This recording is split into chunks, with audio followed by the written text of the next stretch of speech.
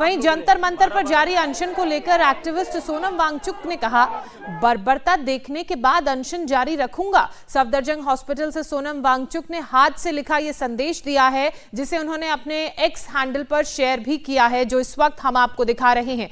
ये वो संदेश जो सोनम वांगचुक की तरफ से अस्पताल से ही साझा किया गया, जिसमें उन्होंने लिखा कि जिस तरह से लोगों के साथ ब्रुटैलिटी हुई, जो पीसफुल प्रदर्शन कर रहे थे, उसको देखने के बाद मैंने ये फैसला लिया है कि मैं अपना अनशन जारी रखूंगा और जो भी यूथ लीडर्स हैं वो हमारे इस प्रदर्शन में शामिल होने के लिए अलाउड हैं। हम संसद भवन तक मार्च निकालने की कोशिश करेंगे। मैं सरकार और पुलिस से यह अपील करता हूं कि इस मुद्दे का समाधान सिर्फ इतना करके कि आज या कल छात्रों को संसद के सामने अपनी शिकायतें रखने की अनुमति दें। मुझे पूरा विश्वास है कि युवा प्रदर्शनकारी कल भी वही धैर्य और सहिष्णुता दिखाएंगे जो उन्होंने आज दिखाई थी। ये कल उनकी तरफ से नोट जारी किया गया था, जिसमें और इसमें जो एक इंपॉर्टेंट पॉइंट है कि प्रदर्शनकारी छात्रों को सांसदों से मुलाकात का मौका दिया जाए। अब ये इसका मतलब तो यही कि संसद में ही वो मुलाकात होगी या वहां से कोई डेलीगेशन यहां आएगा, कैसे ये सारी चीजें होंगी।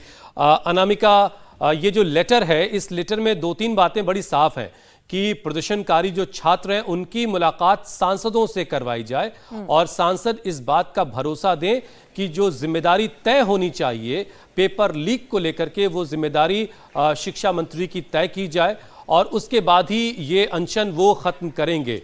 अब इस दिशा में आगे कैसे चीजें बढ़ेंगी?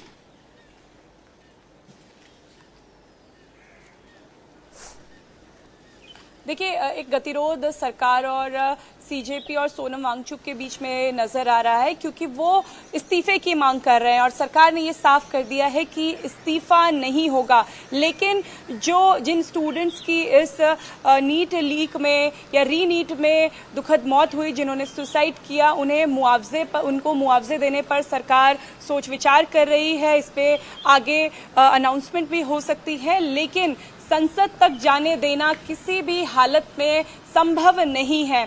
और अब अभिजीत दीपके ये कह चुके हैं कि हम सरकार से बातचीत करने नहीं जाएंगे। सरकार को बातचीत करनी है या तो वो जंतर मंतर पे आए, वरना दोबारा वो ऐसी स्थिति करेंगे कि दोबारा ये लोग संसद की तरफ जाएं।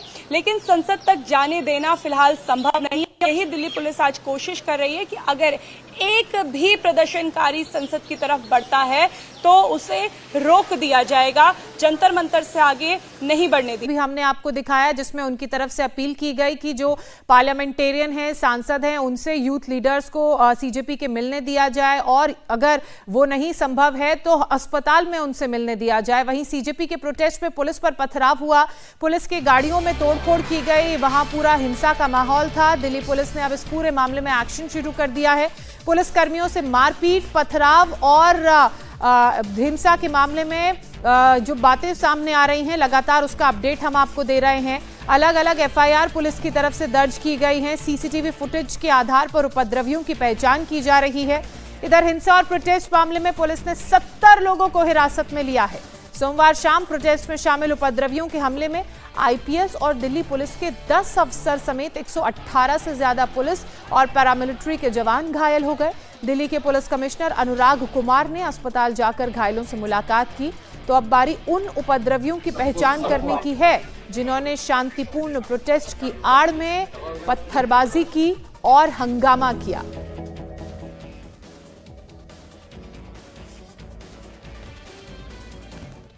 पुलिस कमिश्नर, ये जो तस्वीरें हम आपको दिखा रहे थे, पुलिस कमिश्नर ने मुलाकात की पैरामिलिट्री फोर्सेस के जवान से भी जाके जो जख्मी हुए हैं और दिल्ली पुलिस के जवानों से भी मुलाकात की। जाहिर है उनकी टीम का हिस्सा है और उनकी टीम जब कल ग्राउंड पर थी तो कई लोगों को चोटें आई हैं। तकरीबन 100 लोग जो हैं वो जख्मी हुए हैं पुलिस वालों में, जिसमें कई आला अधिकारी भी शामिल हैं। कई प्रदर्शनकारी भी हैं जिनको चोटें आई हैं और सबका इलाज चल रहा है। लेकिन इस मामले में कई एफआईआर भी दर्ज हुई हैं। प्रोटेस्ट के दौरान उपद्रवियों के हमले की शिकार दिल्ली पुलिस की महिला हवलदार भी एक हैं। वहीं आरएएफ की ऑफिसर सोनिया सहरावत के हाथ में चोट आई है। कुल 118 पुलिस वाले हैं जो जख्मी हुए हैं।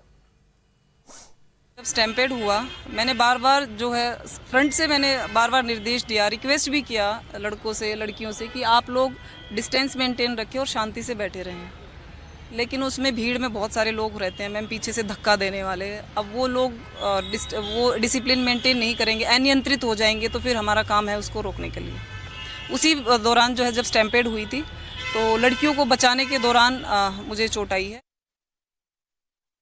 हमारी ड्यूटी थी यहाँ जनपद पे क्लरीज होटल के सामने। वहाँ पे जाने बहुत ये प्रोटेस्टर इकट्ठे हुए थे, दोनों कैरिजवे में थे। हम इधर सामने वाले कैरिजवे में थे, दोनों कैरिजवे से पत्थर आने शुरू हो गए। पुलिस ने उनको समझाया लेकिन वो समझ में नहीं आए, जिसमें सिपाही से लेके और आईपीएस तक काफी इंजर्ड हुए और एक लड़की को तो काफी चोट आई। उसमें जो है ना सिर में पत्थर लगा, उसको मेरे हाथ में लगा, इनको हाथ में पैर में लगा। लेकिन उनके पास समझ में ये नहीं आया कि उनके पास पत्थर कहाँ से आए एकदम से। पत्थर वो क्या प्री प्लान लेके चले थे या कैसे था। बाकी प्रोटेस्ट खत्म हो चुका था, संसद मार्ग पर जो प्रोटेस्ट था वो खत्म हो चुका था। खत्म होने के बाद जो बाकी बचे हुए प्रोटेस्टर थे वो इकट्ठे हुए और उन्होंने जो है उग्र प्रदर्शन किया। उनमें हम सभी को चोटें आई हैं, अपने उच्च अधिकारी को भी चोटें आई है, हमें भी चोटें आई हैं।